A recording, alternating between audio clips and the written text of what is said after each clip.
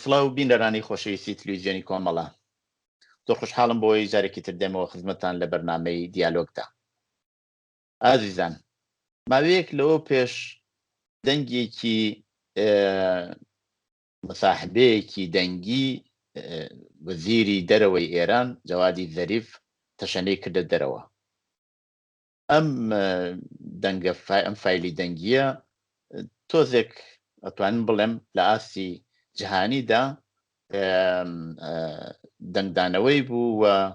قسە و باسی زۆر لەسەر کرا. ئایا هاتنە دەرەوەی ئەم فایلی دەنگیە لەلایەن زەریفەوە شتێکی ئەنقەس بووە یاکو نەبوو خۆی کێشەی لەگەڵ کۆماری ئیسلامی هەیە و کێشەیەکی ناوخۆیی دەسەڵاتدارانی کۆماری ئیسلامیە؟ ئەمە و زۆر باسی تر هەر لە چوارچەوەی ئەم باسەدا ئەخێنە بەرباس و لێکۆڵینەوە لەگەڵ کاک ئەحمەد ئەسکەندەری هەسوڕاوی سیاسی و لێکۆڕینەوەری سیاسی ڕۆژهەڵاتی ناوەڕاست. کاک ئەحمەد گیان بەخێر بی بۆ بەرنامەی دیالۆگ. زۆر سپاس و سڵاو بۆ ئێوە و بینەرانی بەڕێز. کاک ئەحمەد، بڵێ وابێت کە کۆماری ئیسلامی ئاگای لێ نەبوو بێت و جەوادی زەریف دانیشت بێت لە چاوپێکەوتنێکە و ئەم فایلە ئەوە هاتبێتە دەرەوە بەبێ ئەوەی ئەوان ئاگادار نەبوێت و لە پڕێکا بە قەولی ئینگلیسی وتی سوپرایز کرابێتن؟ زای چۆنە پێم وایە زۆر جار ئێمە هەم لەسەر جمهوری ئیسلامی هەم لەسەر جاری وایە لەسەر ئەمریکا و چین و ڕوسیا و ئەوانی جاری وایە تووشی ئەو فکرە بین کە ئەمە کاڵێم ئێمە مەبەستم زۆرینەی خەڵکو و لێکۆڵەرانن تووشەوە بین کە هەموو شتێک کۆنتڕۆڵ شدەیە، هەر هەنگاوێک کە هەڵە گیرێ پێشتر بیری لێکراوەتەوە و ئەزانن هەنگاوی دوایش چییە. ئەمە بەکردەوە دەرکەوتووە کە وان نییە، لەبەرەوە ئەوانیش دەم و دەستگایەکیان هەیە، ئینسان بەڕێوەیە بە ئینسانەکان جاری وایە بەو ڕێک و پێچێ ناتوانن شتەکان سازماندەهی بکەن و ئەگەریش سازماندەهیان کرد ناتوان بەو ڕێک و پێچێ بیبەنە پێشەوە. ئەگەر لەم ڕوانگەوە سەیری مەسەلەکە بکەین، من پێم وایە لە چەند شت هەیە لەم هاتنە دەرەوەی ئەم فایلی دەنگی جەوادی زەریف. یەکیان ئەوەیە کە کەسانێک کە پیان خۆش نەبووە، پیان وابوو لەوانەیە ئەو بێ بەسەرە کۆمار خۆی کاندید بکات، کەسانێک پیان خۆش نەبووە و توانە با کارێ بکەین نەبێ. کەسانێکی تر هەن کە پیان خۆش بووە نەک ئەو هیچ ڕێگاک نێڵنەوە بۆ ڕێفۆرم خوازەکان، بۆ ئەوانەی کە پێیان دەڵێن معتەدل، هیچ من نەبێت و بە تەواوی دەسەڵات کەوێتە دەست ئەولا ئەوی کەم زەریف پێی دەڵێ مەیدان، ئەوەی دەتوانێت ڕێگایەکی بوێ. ڕێگایەکی تریشی کە من پێم وایە ئەمە ڕەنگە بچێتە ئەو بەشەی کە پێژن بە ئینگلیسی تۆژوتت کۆنسپیرەیشن تێۆری، یعنی تێۆری تەوتەئە، ئەویش ئەوەیە کە توانین ئاوا بیری لێ بکەینەوە کە لە توولی یەک ساڵی ڕابردوودا چەندین شت لە ئێران ڕوویدا، وەکو تەقینەوە لە نەتەنز، وەکو کوشتنی فەخریزادە، ئەمانە زۆر زۆر قرس بوو بۆ دەستگای زانیاری سوپای پاسداران. هەموویشی تۆمەتبار ئەکران بەوە کە ئێوە درزێکتان تیا هەیە کە توانیویانە نفوس بکەن. ئەمە لەوانەیە، من ناڵێم ئەمە، یعنی ئەمە من قبلا دیارە من لێکۆڵینەوەکەم تەحلیلە، ئەمە تەحقیق نییە، لەوانەیە کەسانێ بوو بێتن بڵێن ئەرێ باشە بووە لەولایشەوە کارێ نەکەین کە ئەم هەموو ئیتهامە بێتە سەر ئێمە، با تۆزێکی چێتە سەر ئەوان کە ئەوانی بەتایبەت لەولاوە ئەمانیان متهمە کردبەوە کە چۆنەکرێەوە ئەوە کەسێکی بەو هەموو پارێزراوی وەکو فەخریزادە ڕێک بزانن سعات چەنێ لەکوێوە دێوەگاتە کوێ و شتیشی بۆ دابنێن و ئاوە لە ناوی بن. بۆیە ئەتوانێت ئەمەش ڕێگایەکی بوێ. جگە لەوە دەتوانێت ڕکەبەری بینی لایەنەکانیش لە ناو خۆیان نابوو بێ، کەسانێکە ڕقیان لە جەوادی زەریف هەیە. بۆ خۆشتان نەزان ئێستا تەکنۆلۆژی وای لێ هاتووە کە بەڕاستی دەتوانێت لە دەرەوە، دەتوانێت ئیسرائیلیش لە دەرەوە، یا من ئەڵێم ئیسرائیل لەوانەیە مەسەن ئەمریکا یا کەسێکی حتا عەرەبستان بەناوبانگ نییە بەوە کە بتوانێت لەباری تەکنیکیەوە کار بکە، بەڵام عەرەبستان و وڵاتانی تریش پوڵ و پارەی زۆریان هەیە کەوا بێ دەتوانن بیدەن بە جێگایەک ئەگە زەحمەت نەبێ نفوزێ بکەنەوە و دەستگا بۆمان ئەوەندە ملیۆن دۆلاری شت پێ دەین کارێکی وایان کردبێ بەبێ ئەوەی هیچ کەس ئاگادار بێ چونکو قسە لەسەرەوەیە ئەم دەنگەم فایلی دەنگێ نردویانە بۆ کەسێک بۆ ڕێکوپێکی بکە مادام چووە سەر هێڵ و ناردت تازەی تر ئەو خەتەرەی هەیە کە تەشەنە بکاتە دەرەوە بۆیە ئەگە هەموو ئەمانە لە بەرچاو بگرین لێمان معلومەیە کە لە چێ بارودۆخێکا بێ هەر چۆنێ بوو بێ دووش سەرنجڕاکێشە یەک هەموو مەسئولانی کۆماری ئیسلامی بەتابەت ڕۆحانی کە ڕئیسی ڕاستەوخۆی جەوادی زەریفە زۆر تووڕە بوو لەوەی کە بۆ چووەتە دەرەوە مەسئولانی تریش تووڕە بوون لەوە کە بۆچی ئەمە ئاشکرا بووە کەس نەچووە سەر بابەتی قسەکان کە باشە قسەکان وایە یاوان نییە بۆ نمونە ئەوەی کە رووسیە لە مانگی دووە قاسمی سلێمانی داوای ویزای کردو ویزاکان پێ نەداوە 4 مانگی پێچووە 4 مانگ دواتر ویزایان داوە بە قاسمی سلێمانی بەڵام ئەم بەشەیشی بەجێی خۆی لایەنێکی تری گرنگە ئەوەیە کە بۆ یەکەم جارە ئێمە کەسێک زۆر لە سەرخۆ و ئارام بەبێ هیچ فشارێ خەریکە دانیشتووە بیرەکاتەوە کەسێکە مەسئولێکی باڵای کۆماری ئیسلامی ئێرانە و هێندێ شت ئەڵێ کە ئێمە ئەمانزانی بەشێکی زۆریمان ئەزانی بەڵام فەرقی زۆرە تۆ ئەوەی کە لە دەرەوە بە شایعە BBC یان کەسێ لە ناوەوە وەکو حەقیقەتێک وەکو عەرزم کردی تحلیل زۆرە کراکە ئەمە ئاوایە نییە ئەمجار لە هەمان کاتیشە لایەنی سەیریشی تایە کە بە زەرەری خودی زەریفە ئەو جێگای کە ئەڵێ بەیانی زووی ڕۆژی چوارشەمە داویانە لە فڕۆکە ئوکراینیەکە دوای نیمەڕۆی جمعە چووەتە ناو کۆبوونەوەی شورای ئەمنیەتی شورای عالی ئەمنیەتی ملی ئەڵێ وتومە پێم بڵێن ئەندامی شورای ئەمنیەتە بۆ خۆی نا ئەندام نییە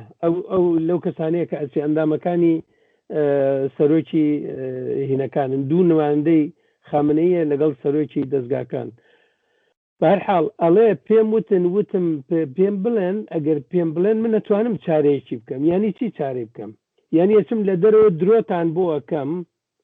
و ئەڵێم نەخێر ئێمە نەبووین ئەمە خۆی کەوتۆتە خوارەوە شتی فەنی بووە و چونکو ئەڵێ هەموو دنیا باسیەوە کە خستویانەتە خوارەوە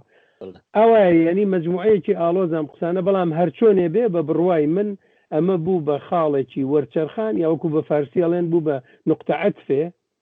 لە ناو کۆماری ئیسلامی ئێرانە کە کەسێک لەو ئاستەدا ئەو شتانەی خستە دەرەوە کەی لە کاتێکا کە دۆخی بارودۆخێکی زۆر هەستیارە باسی هەمووان ناکەین کاک ئەحمەد بڵێن با جارێ ئەوە بڵێن کە ئەوە عەمدێکی تیان نەبووە و لە ڕێگەیەکی ناوخۆیانەوە تەشەنەی کردوێتە دەرەوە بەڵام بختی گوێ دەی بە ئەو فایلی دەنگە بۆ خۆی زیرەکانە زۆر ئەوێت لەسەر هەندێک شت لە ئاستی نێودەوڵەتی تاثیر دابنێت باسی مەسەلەی ئیسرائیل دەکات باسی مەسەلەی هەرم کۆبوونەوەی بەرجام ئەکات و لەوێ ئەوێ بە نەوعێک تاثیر دابنێتە سەر ئەم وەزیەتەوە هەیە مەسەلەی مەیدان و مەسەلەی دیپلۆماسی کە لەویا باسیەکە بەڕاستی ئەوە هەمیشە هەواهەنگی بووە ئەوەی وا ئەو ئێوێ جیای بکاتەوە وانە لە کۆماری ئیسلامی هەمیشە بۆ ئەوانە بەرنامەی ڕژاندووە یعنی لەو بابەتەوە وانە بۆ زۆر نادەخێق بێت بەڵام ئەم لە عینی حاڵیشایەوی خزمەتێکیش بکات وانە کە کەوتبێتە دەرەوە دیارە ئەگەر چاومان کردبێت لە کۆبوونەوەکانی ئەخیری بەرجام ئەوەی عباسی عێراقچی بەشداریەکە هەرەوەی وا تازە دەستی پێکردوێتەوە ینی دەوری پێشوو کە بۆ خۆی جەوادی زەریف لە هەیەتی ئێرانی بوو لەو کۆبوونەوانەدا بەڵام ئێستا هەمووی کۆبوونەوەکان عباسی عێراقچیە ئەوە بۆ خۆی مەسەلەیەکە یەک جاری تریش پێشتر ئیستعفای داگە لە بیرتان بێ ئیستعفایەکی دا و خۆشی لە ناو دیسان هەر لە ناو فایلی دەنگیای شارەی پێکا بۆچی ئیستعفای داوە بەڵام ئایا ئەمە بۆیە ئەو شکە بۆ وجودێنێ کە ئەمە بەرنامەیە کە پێکەوە دیاری کراوە ئەیانەوێ ئیسرائیل بنەوە ضعیفکەن ئەیانەوێ مەسەلەی رووسیا بێرنەمەیان ئەمانە ناکرێت پێکەوە پەیوەندی ببێ یا ئەو بۆ خۆی لە چ جایگایەکە قراری گرتووە ئازانی جارە سەرەتامنەوە بڵێم کە ئەگەر زەریف لە کۆبوونەوەکان ئێستا بەشدار نییە هی ئەوەیە کە لە ئاستی وەزیری دەرەوە نییە وەزیری دەرەوەی هیچ وڵاتێ لەوێ نییە و زەریفی ژەسقەزا لە قسەکانیە باسیەوەکە ئەڵێ کۆبوونەوەیەک بوو ئەمریکایەکان بە منیان و دوتیان تۆ گرنگە تۆ بەشداربی چون تۆی بڕیتەوەوانە پێم وتن من نایم بۆ کۆبوونەوەیەکە جێگری وەزیری دەرەوە هی وڵاتانی تر لەوێ بێت تەنها من وەختێ دێمە کۆبوونەوەکەوە کە هەموو وەزیرەکان ببن بۆیە ئەوەی کە زەریب لەوێ نییە ئەوە شتێکی عادیە جگەلەوە بەڵێ معلومە مەسەلە کەسیە مەسەلەکە ئەوەیە کە ئێران ڕێک وەکو ساڵی 2015 وەکو ساڵی 94 لە ئێران کەوتووەتە دۆخێکەوە کە ناچارە بۆ ئەوە سازشێک بکات بەتایبەت کە ترامپیش نەماوە بایدن هاتووە و بایدنش بە سەراحەتەوە تێتێوە پێمان خۆشە دانوستاندنەکە بکەین و بگەڕێنەوە سەر بەرجام بەڵام من لەسەر و باوەڕم کە بەرجام تازە مردووە ئەو بەرجامی ئەو ساڵە ئەگەر ڕێککەوتنێکیش ببێ ڕێککەوتنێکی تازە بێ چونکو لە بیرمانە لەوێ جاری وا بووە بۆ گۆڕینی وشەیەک یا گۆڕینی دێڕێک زەریب ناچار بووە بە خۆی سەفەرکا بۆ تاران و بگەڕێتەوە ئاعتمادیان نەکردووە بە تەلەیفۆن و بە بێسیم و نازانم بە ئینتەرنێت و بەوانە بۆیە ئەمە بۆ ئاسانیە ناچێتە پێشەوە بۆ لێ ئەوە ڕاستە کە لایەنی ڕۆژاوا ئەمریکا و وڵاتانی ڕۆژاوا و ئەمریکا و چین رووسیا و چینیش زۆر نیگەرانی ئەوەن کە ئێران چەکی ئەتۆمی دەستکەوێ و هەتا ئێستاش پێشرفتی زۆری کردووە بۆیە هەموو هەوڵیانەوەیە کە ڕێگا بگرن لەوە ئەوان لایەنی ئێرانیش ئەوە تا بینین کە وەزعی ئێران چۆنە خەڵک فەرقیرن برسین ڤاکسین نییە کۆرۆناوا کاکە کردوویەتی تەنها ڕێگای ئەوەیە کە سازشێ بکەن و بە تەوافقی بگەن بۆیە خامنەی هادووتی بەڵێ بیکەن بەڵام فەرسایشی نەباشێت کە الان وای لێ هاتووە ڕێک ئەوەی کە خامنەی وتی نەبێ ئێستا وای لێ هاتووە و ئێران ئەوێ هێندێک بێتە پێشەوە هێندێ امتیاز بدات بەڵام امتیازیش وەربگرێ بۆ نمونە ئەو چەند میلیاردەی کە لە کورەی جنوبی هەیەی لێ وەری بگرێتەوە ئەو پارەیەکە لە ئینگلیستان هەیەی ئەو خەڵکەی بە گرەوگان گرتووە لە تاران ئەوانە بەربات و ئەو پۆڵەکانیان بۆ بنێرنەوە یعنی ئەمە تەبعاً ئیسرائیل لەوە نیگەرانە ئیسرائیل نیگەرانە کە نیگەرانیەکەی بە بۆچوونی من دوولایەنەیە لایەنێکی ئەوەیە کە ئەگەر ئەم وەزعە درێژەی هەبێ ئێران تونتر ئەچێتە پێشەوە بۆ بۆمبی ئەتۆمی ببێ و ئەمە خەتەرناکە ئەگەریش درێژەی نەبێ بوەستێت نیگەرانی ئەوەیە کە بەم پوڵانەی کە ئەیدەن و بەم کرانەوەیە کە بەرەو ئێرانە بێ زەمینە خۆشە بێ بۆ هەنگاوی دواتر لە ئێران چەند ساڵی تر 3 ساڵی تر وەکو ئێستا وای لێ هاتووە ساڵی 2015 وتیان زۆر باشە و خەیش ئیتر ئێران ناتوانێت بۆمبی ئەتۆمی دروستکە ئێستا کە ساڵی 2020ەکە معلوم بووە توانایی ئێران زۆر زیاتر ئێستا لە ساڵی 2015 لەبەرەوە تەکنۆلۆژیەکەی هەیە پسپۆڕی هەیە وتوانیەتی سانتریفیوژی زۆر مۆدرنتر و پێشرفتەتر دروست بکە بۆیە ینی لە تەوازونێکە بەڵامی تر ئەمە گەڕێتەوە سەر بارودۆخی ئیسرائیل لەگەڵ وڵاتە عەرەبەکان نەمانی ترامپ هاتنی جۆ بایدن ئەمجار سیاسەتێکی نێودەوڵەتی کە لە ئێران ئەچێتە دەرەوە ئەوەی کە ئێران ئەوەی کە ئەمریکا و رووسیە لە ئوکراین چیان بەسەر دێ ئەوەی کە لە دەریای ژاپۆن لە نێوان ئەمریکا و چین چی ئەقەومێ لەوێ ینی سیاسەتەکانی ئەوان زۆر بەربڵاوترە ئەگەر لە جێگایەک بە تەوافق بگەن لێرەی دەتوانن بە چەشنێک لە تەوافق بگەن ئەگەر هەر لەسەر ئەو جارە فایلی دەنگیە قسە بکەین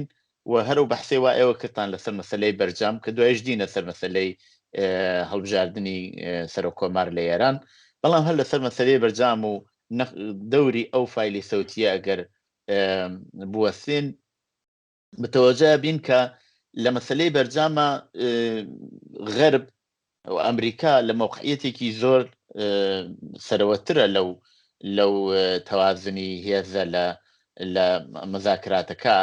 لە سوورەتەکە ئێران تەنیا شتەیەکە هەیەی ئەوەیە کە پیتانیۆمی ئۆرانیۆمە کات یاکو مەسەلەن پرۆژەی بۆمبی ئەتۆمیەکەی ئەباتە پێشەوە لەم هاوسەنگیە حتا ئیسرائیلیش لە موقعیەتێکی زۆر سەرەوەترەوە قەراری گرتووە ئێستا لەگەڵ بەشێکی زۆر لەگەڵ وڵاتانی عەرەبی ڕابطی دیپلۆماسی و ئالەوانەی پێکهێناوەوە حتا ئەخیرەنیش ئێران مەجبور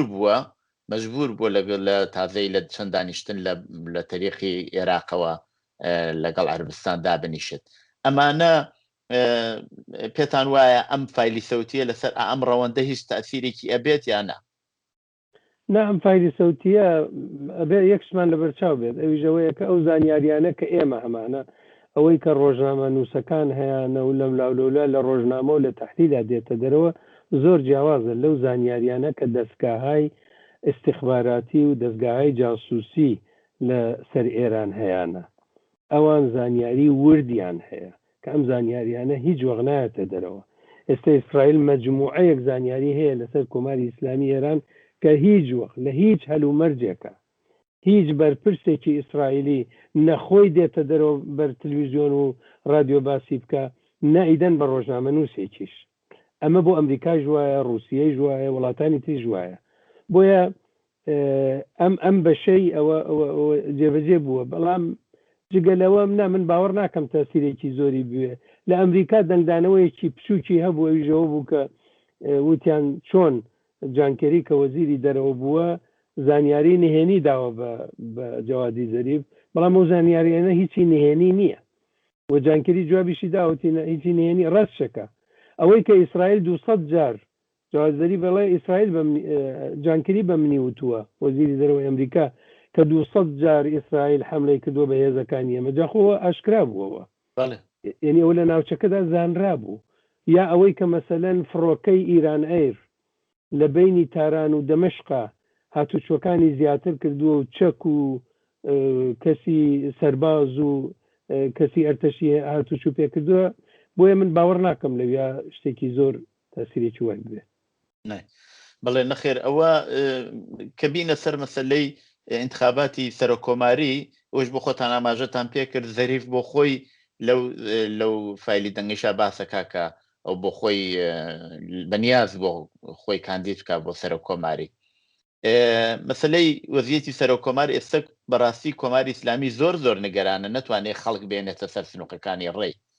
و تەواوی هەوڵی ئەوەیە بە نەوعێک پیشان بدا کە خەڵک بەشدارن، چونکی ئەوەی وا معلومە کێ دێتە دەرەوە لەو سنووقانەوە مۆزوعێکە بەشدارکردنی خەڵکیش لە یعنی هێنانە خەڵک پای سنووقەکانی ڕێیش مۆزوعێکی ترە. لە مەسەلا ئایا زەریف ویستویەتی بە نەوعێ تەئسیر دابنێ لەسەرەوەی کە بۆ خۆشی خۆی کاندید کە یا ویستویەتی خۆی کاندید بکە؟ ئەو کاورە کە قسەی لەگەڵەکە سعیدی لەیلاز ئەوژێ چەلەو کەسانەیە کە ناودارە کاورایکی لە بواری اقتصادیە کارەکە، ئەو وا قسەی لەگەڵاکە دەڵێ لەگەڵ بوتێکە قسەکە، ینی ئەوەندە وەسفیەکە و ئەوەندەی گەورە کاتەوە کە ئینسان بەلایە سەیرە و کابرا خۆی ئەو نە بچووک نییە کە وا گەورە بکاتەوە. بەڵێ ئەمە دیارە بەشێکی ئەوەی هەیە، بەڵام لە بیرمان نەچێتەوە. من ئەو قسە باوەڕەکەم کە ئەم دەنگە ئەم قسەکردنە کە 7 سعات بووە و 3 سعات و چەند دقەیەکی هاتووەتە دەرەوە، ئەمە بۆ ئەوە بووە لە ئارشیڤە بیهێڵنەوە بۆ ئەوەی کە دەوڵەتی دواتر و وەزیرەکانی دواتر گوێی لێ بگرن. بەڕاستی ئەو قسە دروستە کە بۆ دەرەوە نەبووە کە خەڵک گوێیان لێبێ. بەڵام لەسەر مەسەلەی سەرە کۆماری من ڕاستەکەی بۆ چوونێکی ترم هەیە. من پێم وایە یعنی ئاماژەکان بەرەوە واچێکە ئەم جارە ئێران زۆر دەربەست نییە خەڵک زۆر چنە سندوقی ڕێیان نەچن. بۆچی؟ لەبەر ئەوە کە یەکەم کێشەیان ئێجگار زۆرە، جاران ئەم کێشانە نەبوو. دوایین هەڵبژاردننی سەرە کۆمار کە ساڵی 96 بوو تازە بەرجام جێبەجێ بوو، پوڵێکی زۆر ڕژاو بوو لە ئێرانە، هاتوچوو زۆر بوو، ئێران خەریکی پوڵدان بوو بە نازانم بە دەست و دایرەکانی لە عێراق و لە یەمەن و لە لوبنان و ئەوانە. ئێستا وەزعی زۆر شپرزەیە، بارودۆخێکی زۆر خراپە، خامنەیی زۆر نەخۆشە، یعنی زۆر نەخۆشە مەبەستمەوەیە تەمەنیشی چووەتە سەرەوە و ئیتر هەر چەند جاری پێشوش احتمالی بوو کە بمرێت تا ئەم هەڵبژاردنە، بەڵام ئێستا احتمالەکەی زۆرترە، تەمەنی زۆر زیاترە چێتە سەرەوە. لەگەڵ ئەوەدا یەک مەسەلەی تریشەیە، ئەویش ئەوەیە کە هەم لە ناوەوە هەم لە دەرەوە هەموو ڕێبەرانی دەرەوە ئەزانن کە بڕیاردەر لە ئێران خامنەییە و بەیتی خامنەییە. هیچ مهم نییە چێ ئەبێ بە ڕئیس جمهور لە ئێرانە. سەرک کۆمارێکە لە ئێرانە هیچ دەسەڵاتێکی نییە، هەمووشیان و تویانە دەسەڵاتمان نییە، فایدەی چییە؟ بۆیە من پێم وایە ئێمە ئێستا لەو بارودۆخەدا نین کە ڕژیم بێوێ خەڵکێکی ئێزگار زۆر بکێشێ. هۆکارێکی گەورەی تریشم ئەوەیە کە 3 ڕۆژ لەمەوبەر تلویزیۆنی ئێران شتێکی بڵاو کردەوە کە زۆر چاوەڕوان نەکراو بوو. ئەویش ئەوە بوو ئامارێکی بڵاو کردەوە، ڕاپرسیان کردووە لە خەڵک کە ئەرێ ئێوە چەندە دەنگەدەن و چەندە دەنگ نادەن. کۆماری ئیسلامی ئەگەر بێت مانیەک و 2 هەفتە پێش هەڵبژاردن بڵێ 32% خەڵک ئەیانەوێ بەشداری بکەن، معنای چی ئەمە؟ ئەگەبێ ئەوەمان لە بەرچاو بێ کە رادیۆ تەلەڤیزیۆنی کۆماری ئیسلامی ئێران بە تەواوەتی لە دەست خامنەیی و بەیتی خامنەییدایە. ئەمە ئەو پەیامەی هەیە بە بۆچوونی من، ئەو پەیامەی هەیە کە دەیجا وایە دموکراسیەی تر، جاری وایە خەڵک ناچن لە ئیسرائیلیش جاری وا بووە ئەو هەموو دموکراسی هەیە، جاری وا بووە خەڵک کەم چوون بۆ بەشداریان کردووە، لە وڵاتانی تریش ئەمە ڕووی داوە. ئەو قسە دروستە کە بۆ مەشروعیەتدان بەخۆی ئەڵێ خەڵک زۆر بێن دەنگ بدەن، ئەوە بەگشتی دروستە، بەڵام جاری وایە ئەوە لە ئاوازەوێتەوە. من پێم وایە ئەمە لەو جارانەیە کە ئەم جارە ئێران زۆرتر مەبەستێتی کە تێپەڕ بێ، حتا ڕەنگە دوایی ببیستین وڵای خەڵک زۆر مەیلیان بوو گە بڵێن وڵای من ئەمەویستم دەنگ بدەم، بەڵام لەبەر کۆڕۆنا نەموێرە، لەبەر کۆڕۆنایە و کۆڕۆنایە و لەبەرەوە ئومەتی ئیسلامی زۆر کۆڕۆنا لەوە زیاتر نەگرێت، بەهانەیەکی بۆ دۆزنەوە. یان وەکو ئێوەش وتان لە ئێرانە هیچ نییە، لە ئێرانە 10 ملیۆن دەنگیان ئەمبارەوبار کرد لە زمانی ئەحمەدی نیژادە، جەخۆوان لە پشتەوەتوان هەموو کارێ بکەن. هەم ڕێژەکە کێ ئەزانێ ڕێژە 32% بووە یا 42، کێ ئەزانێ؟ مەبەست وایە بەدەست کێیە؟ وەزارەتی کیشوەر نییە، وەزیری کیشوەر لە وەزیرانەیە کە زۆر نزیکە لە بەیتی خامنەییەوە. زانی یعنی مجموعەیە وەزیر هەن، ئەویش لەوانەیە بۆچی ئەو کارێکیان کردووە بۆ ڕۆژی مەبادا، بۆ ڕۆژی ئاوا کە چه ئامارێکیان پێ خۆشبەی هێن نەدەرەوە. ئەمجار ئەچن هینی کۆنیش بڵاوەکەنەوە، فیلمی کۆنیش بڵاوەکەنەوە، تێقەڵیەکەن لەگەڵ فیلمی تازە. بەڵێ کاک ئەحمەد، هەر لەسەر مەسەلەی هەڵبژاردننی سەر و کۆمار ئەگەر بمێنینەوە، زۆر باس لەوە ئەکرێت کە کۆماری ئیسلامی ئەوێت هەم بەشی سیاسی و هەم بەشی نظامی و هەم بەشی اقتصادی یەکدەست بکات. یعنی ئەگەر جاران بنەوەیەک میانە ڕەوێک بوو لە وەکو سەرۆک کۆماریا شتێکی وە، بەڵام اقتصاد زیاتر ئابووری لە ژێردەستی مەسەلەن سوپای پازارانە بوو. ئێستا زۆر هەوڵی ئەوەیە کە ئەم بەشی بڕیاردەرەیش یەکلایەنە بکاتەوە، یەکدەستی بکات. هەرو شتەی ژوا بە خۆتان ئیشارەتان پێکرد، ئەگەر خامنەیش بە تەمەنی زۆر لەسەرەوە و نەمێنێت و بمرێت، هێزێک ئەبێ ئوموری ئەو وڵاتە بەدەستەوە بگرێت کە هەم لەباری ئابووریەوە هەم لەباری سیاسیەوە بڕیاردەریەکەی وابێت. پێ ناچێت سوپای پاسداران لەم زەمینە بێوێت نەخشێکی زیاتر ئیفا بکە، هەم بۆ سەرۆک کۆماری و هەم بۆ بەشەکانی تر. چۆنە بڵێ ئەوە لە مێژە تقریبا نزیکەی ساڵێکە ئەو قسە هەیە دوای هەڵبژاردننی مەجلیسیش کە مەجلیس بە تەواوی کەوتە دەست سوپای پاسدارانەوە. ئەو قسە هەیە کە ئێستان هەر سێ سەرۆکایەتیەکە، سەرۆکایەتی پارلەمان و سەرۆکایەتی کۆمار و سەرۆکایەتی دەستگای داد قووەی قەزاییە، ئەوەش هەر سێکی بکەوێتە دەست ئەو کەسانەوە کە سەر بە سوپای پاسداران یا بەرحاڵ لە بەیتی خامنەییەوە نزیکن. ئێستا هەموو ئاماژەکان بەرەو ئەوە ڕواکە سەرۆک کۆماری ئایندەی ئێران یا خۆی سوپای پاسداران بووە یا هەر کەسێ بێ لە مشت سوپای پاسدارandایە. یعنی ئەوە گومانی تێدا نییە ئێستا کە مەگەر نازانم مەگە بوو مەلەرزەیەکی سیاسی بێ لە ئێران، دەنا ئەمە بەرەو ئەوە ڕۆین باشە وای لێ دێ. بەڵام یەک شتیشمان لە بەرچاو بێ، ئەویش ئەوەیە کە هەموو ڕژیمەکان نیشانیانداوە، تەنانەت ڕژیمی شاژ وەختی خۆی هەموو ڕژیمەکان نیشانیانداوە، خودی کۆماری ئیسلامی ئێرانیش تەجربەی هەیە. وەختێک کە بزانن بارودۆخەکە زۆر شپرزە و خراپە، وەختێ بترسن لەوە کە بین و بین الله ئەوە بە دەرەوە ئەڵێن چەند دەرسەدەوە بەجێی خۆی بەڵام ئەوان لە ناوەوە خەبەریان هەیە ئەو ئیمەیل و پەیام و شتەی کە ئەگاتە خارج لە ئێرانەوە بۆ هەموو کەس ڕەنگە تۆ خۆشت بۆت بێت هەمووی بقسە لەوەکە کە خەڵک ناچنە سەر سندوقی دەنگدان خەڵک زۆر ناڕازین ئەگەر سپای پاسداران و ئەوانەی کە لەسەرەوە دانیشتون بڕیارەدەن بگەن بەوەی کە وەزعەکە خەریکە بەرەو تێکشکان ئەڕوە خەریکە بەرەو تێکچوون ئەڕوات چیەکەن ئەم جارە دووبارە خاتەمی لە گۆشەیە کۆپەیدا بێتەوە قسەیەک دەکات دەڵێ وەڵاخۆ بۆچی ناتوانین ئێمە پێم وایە توانین باسێ لە ویلایەتی فەقی بکەین کە ئایا ویلایەتی فەقی بەو جۆرە بمێنێتەوە نەمێنێتەوە ئایا سوپای پاسداران بەو ئەندازە توانایی ببێ و بەو ئەندازە هەموو جەمسەری ئابوووریەکانی وڵاتی لەدەستا بێ یان نەبێ ئەمە معنای ئەوە نییە کە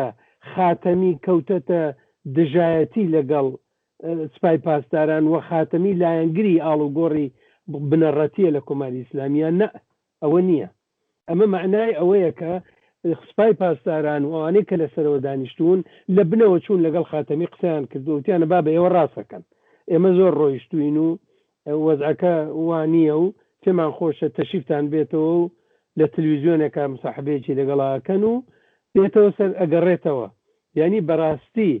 هونەری زیندومانەوە یەکێ لەو هونەرانەیە کە کۆماری ئیسلامی ئێران لە 32 ساڵی ڕابردوودا لە خۆی نیشانی داوە لەگەڵ ئەوەیشا کە بەداخەوە ئۆپۆزیسیۆنێکی بەدەسەڵات و ڕێکخراو لە ناو ئێرانان نییە کە بتوانێت بەرامبەر کێک بکە باش ئەمە ئۆپۆزیسیۆن لەلایەک و کۆماری ئیسلامیش لەلایەکەوە ئەوەی وە کۆماری ئیسلامی زۆر جار باسی ئەوە کرێڵە ئیسلاح تەڵەبان لەو دەوران نەخشیانە یا هەر خەڵکیش کە باسی وایان کە کەیتر مەسەلەی ماجەرا تەواو بۆ ئیسلاح تەڵەبەکانیش ئەکرێ بەنەوعی کەربیان هێننەوە بەڵام ئێمە ئەبێ باسی سێ لایەن بکەین لایەنێکیش خەڵکە وەزعیەتی خەڵک چی لەو بابەتەوە ئایا خەڵک لەو ئاستان بخڵەتێن دیسان بە خاتەمیەک یاکو بە کەسێکی تریا ئەوەی کە ئیتر بە قەولی فارسیوتی ئەو چۆتەسەتر لەوە زیاتر ناتوانن بەرگە ناگرن چ لەباری ئابوووریەوە کە بۆ خۆتان لە قسەکان ئاشارەتان پێکرد چ لە وەزیەتێکا کە ئێستا هەیە مەسەلەی بێکاری زۆر جار باس لە ئاستی نێودەوڵەتیە باسی دوای کۆڕۆنا کرێت کە ئاڵوگۆڕێکی زۆر دێتە پێشەوە دەی لە ئێرانیش خۆ ناتوانێت تاقانە بێت و ئەو مەوزوع لەوێ نەبێت وەزیەتی خەڵک وەیە بڕیاردانی خەڵک لەم بابەتە لە چ ئاسێکایە دەوڵەت بۆ خۆی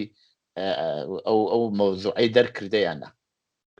زین چۆنە لێرە مەسلەی خەڵک دەبێ ئەوە چاوی لێ بکەین کە بزانین خەڵک چۆن بیرەکەنەوە خەڵک من خۆم یەکێ لەوانم کە سند پێم وانە بوو خەڵک بەو ئەندازە لە مەسەلەن لە یەکەم دەنگدانە دەنگەدان بە ڕۆحانی بەڕاستی پێم وانە بوو و هیچ کام لە هێزەکانی ئۆپۆزیسیۆنیش تەییدی ڕۆحانیان نەدەکرد کە چەند ڕێی بدەن بە ڕۆحانی بەڵام ڕۆحانی دەنگی زۆری هێنا بۆیە خەڵک دەزانین چۆنە خەڵک بەوەرە ساتوون باری ئابووری بەڕاستی خرا من زۆر جار فکرەکەمەوە چۆن بنەماڵەیەک بەڕێە چێ بە مەسەلەن بە 1.5 ملیۆن بە 2 ملیۆن چۆن کرێی ماڵی بۆ ئەدرێت چۆن ئەتوانێ مناڵی بتوانێت ئالەم وەزعی کۆرۆنایە ئایفۆنی بۆ بکڕێ مەسەلەن یا کامپیوتەریان نییە لە ماڵەوە یعنی چۆن جام جارە وشک ساڵیە ئاو نییە وەزعەکە خراپە تەحملی هیچ چەشنە ئۆپۆزیسیۆنێ ناکرێ هەموو ئەمانە باشە بەڵام یەکشتی تریشەیە خەڵک تماشای مەسەلەی تریشەکەن خەڵک تماشای عێراقەکەن چاویان لەوە بزان لە بەغا چی ئەبزەرێ ئایا ئەیانەوێت تاران وەکو بەغای لێبێ سەدام حوسێنێکی دیکتاتۆرێکی خوێن ڕێژ ڕۆیی کەی ڕۆیی 2003 ئەوە ئەبێتە حالان 18 ساڵە باشە 18 ساڵە ڕووخاوە ئەو وەزعی بەغایە ئەوە وەزعی دەمەشقە ئەوە وەزعی وڵاتانی دەوروبەرە کە شۆڕشێکی تیاکراوە یان سەرهەڵدانێکی تیاکراوە یعنی کۆماری ئیسلامی لەم بەشەدا سەرکەوتوو بووە بەداخەوە کەوتویەتی ئەگەر ئێمە نەمێنین ئاواتان لێدێ ئەون بە سووریەوە ئەون بە یەمەنەوە ئەون بە جێگای ترەوە بۆیە خەڵک زۆر لایەنگری هێمنایەتیە ئەمەد بەلاوە سیر نییە بەشێ لە ئۆپۆزیسیۆنی زۆر دژ بە جمهوری ئیسلامی کە لە ئوروپان وەکو نازانم ئەوانەی کە چی پێڵن نازانم چی دەورانی گوزار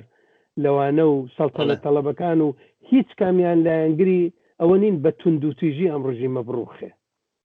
هیچ کامیان لایەنگری ئەو ئاخێزانەی ساڵی 96 و 98 ئەواڵێت نە ئەوانە ئەو خەڵکەیە کە بەڕاستی بەوەڕێز هاتوون و ئەوە هەمیشە ئیمکانی هەیە هەڵسەر هەڵبداتەوە بەڵام من مەبەستم ئەولایەتی دەزانی لەو لایشی ئەوەیە کە ئێران کۆماری ئیسلامی ئێران ئەزانێ ئەگەر وەکو شابکە شا ئەیتوانی لە پاییزە ڕژیمەکەی خۆی نەجات بدە بەڕاستی ئەیتوانی ئەگەر هێندێ ئاڵوگۆڕ کە لە زمسانە کردی ئەو ئاڵوگۆڕانەی لە سەرەتای پاییزە بکردایە ئێستا زۆربەی کارشناسان ینی پیان وایەکە ئەیتوانی پێشبەمە بگرێ پێشبە مۆزع بگرێ ئێستا کۆماری ئیسلامی ئێران نەزانێ ئەگەر خەڵک ڕژانە سەر خیابان هاتن خۆپیشاندانیان کرد پۆستەری خامنەی و خومینی و هەموو ئەمانەیان سووتان ئەگەر ئاوا تەقیان لێ نەکەن ئەگەر ئاوان نیان تۆقێنن کە هاوڕێکانیان نەوێرن بێنە دەرەوە ئەی هاوار کە سوکاریشیان کوشتووە لیان هەرەوە نییە نەخۆ نییە ناژێڵن بیان نێژن ئەگەر ئەو توندوتیژیە نەکەن ئەگەر ڕێگا بدەن تاقە یەک دانەیان بە شعاری هەڵ حتا ئەڵڵا وەکبەریش بیبەن بینێژن ئەمە کرانەوەی دەرگایەکە بۆ ئۆپۆزیسیۆن و ئەمە نیشانەی درزێکە لە بواری ئەمنیەتیە لە ڕژیم بەرامبەر بە خەڵک ئەم ڕژیمە و ئەوانەی کە لەسەرەوە دانیشتون لە ژووری بیرکردنەوە ئەزانن بچووکترین درزێک ئەگەر بیکەنەوە لەوانەیە خەڵکی شۆڕژێر خەڵکی تێکۆشەر و ئەو گەنجانەی کە بەڕاستی هیچ شتێکیان نییە لەدەست ئەخە هیچیان نییەوان دێنە سەر شەقام و دێنە سەر خیابان و اعترازاتی خۆیان ئەکەن ئەوە نییە بازنشەستەگان کرێکاران ژنان خوێندکاران هەموو ئەمانە هاتوونەتە دەرەوە بەڵام ڕژیمیش ئەوە ئەزانێت جا ئەوەم ئەرزەکردی ئەگەر بگا بە وەزعێ کە بزانن بە بۆنەی بازنشەستەکان و کرێکاران و ئەوانی ترەوە پەرستاران و کێوکێ بارودۆخەکەیان لێ خراپ ئەبێ ئەم جارەیە کە ئیتر ئەچن دیسانەوە ئەکەونە پاڵ ئەوە کە ڕەفۆرمیستێک بێنن سادقی زیباکەلامێ بێنن مەسەلەن دێ قسەیەکەکە دەڵێ بابە منیش هەموو ئەو قسانەکە ئێوەیکەن ڕاستە سادقی زیباکەلام قسەیەواکە بەڵێ هەموو ئەوانەی کە ئێوەیڵێن ڕاستە وایە ئەم ڕژیمە ئاوایە بەڵام من پێم وایە ئەگەر ئەم ڕژی ئەو ینی سادقی زیباکەلام ئەگەر ئەم ڕژیمە بڕوخێ ناتوانین لەمە باشتردا بنین و ئەمە تەسەوری بکە سادقی زیباکەلام زۆر تیژە قسەکانی زۆر تندە قسەکانی و ئەمە گوێگری هەیە لە ناوەوە بۆیە مەسەلەکە زۆر حساسە هەڵبەت ئەو بە پێویستە زانم ئەمە بڵێم کە لەبەرەوە تاریخەن لە سەر ڕەوتی مێژووە هیچ ڕژیمێکی دیکتاتۆری نامێنێتەوە ئەم ڕژیمەی نامێنێ ئەم ڕژیمەش دەڕوخێ ئاڵوگۆڕی بەسەردادێ دەبێت زانین هەلومەرجەکە چۆن ئەچێتە پێشەوە لە شۆڕشەکانی گەورەی دنیا پێش تەمەشا بکە لە هیچ کامیاتۆ ساڵێک بەلەوە پێدوانە بوو ئەو شۆڕشە بێ نە شۆڕشی مەزنی فەرانسا نە شۆڕشی ئۆکتۆبر نە انقلابی ئێران 6 مانگ بەلەوە هیچ کەس پێیوانە بوو ڕژیمەکە ئەڕوخێ پێدوا بوو ئاڵوگۆڕ دێتە پێشەوە بۆیە ئەمانە کە منەیڵێم تەحلیلی ئائێستایە بەڵام ئەوەی کە 2 مانگی تر 3 مانگی تر چه ئاڵوگۆڕێک دێتە پێشەوە ئەوە تەبعاً شتێکی ترە بەڵێ تەبعاً کۆماری ئیسلامیش ئەگەر پێویست بێ وایشی کردووە دەست ناپارێزێت و بەو شێوەی بێوێ سەرکوتەکە ینی بە قەولی ئەڵێن ماشینی جەنگی ئێنێتە سەر شەقام و بەرامبەر بە تەزاورکردنەوەی ئەوەی وا لە دەستی بێ ئەیکات بەڵام بۆ خەڵکیش ئاخر خۆ فەرق چیە کات لە کابرایەکی پیریان پرسی ئەڵێن لەو کاتا کە کۆڕۆنا زۆر تەشەنەی سندووە لە ناو ئێرانە ئەچن لێ پرسن ئەڵێن تۆ ماسکت نییە دانیشتووی خەریکی جگەرە ئەفرۆشی ناترسی بمری ئەڵە جا فەرقچێکە خۆ من بەمەی تری شەرەمرم ئەنی خەڵکیش ناڵێن بە هەر بابەتێکی بێ هەرمرن بۆیە تازە بۆ ئەوانە بێ بە مانوونەمان یعنی فەرقچێکە بۆیە کاک ئەحمەد بەڕاستی زۆر سپاس بۆ بەشداریت طبعاً زیاتر هەوڵماندا لە چوارچەوەی مەسلەی ئەو